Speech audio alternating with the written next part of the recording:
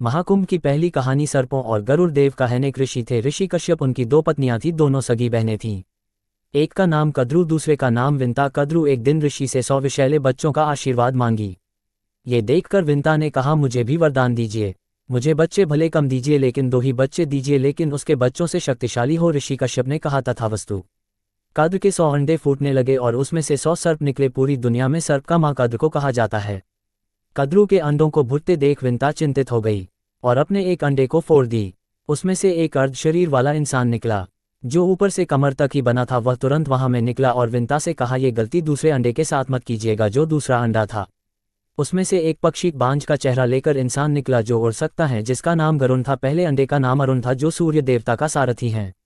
जब गरुण बाहर आया तब तक कद्रू ने 100 बच्चों संग विंता को दासी बना चुके थे। गरुण उन सब के पास गया और पूछा कि तुम सबको क्या चाहिए कि मेरी मां को दासीत्व से मुक्त कर दो।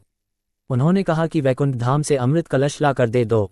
गरुण बहुत शक्तिशाली था, उसने कहा, ला कर दे दूंगा तब मेरी मां को मुक्त कर दोगे।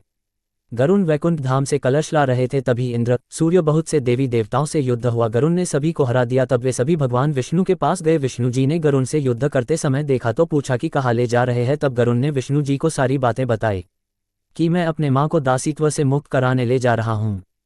तब विष्णु जी ने ले जाने से पहले एक शर्त रखा कि तुम इस कलश को जमीन पर रखते हो, उसके बाद सदा के लिए मेरे सारथी बन जाओगे।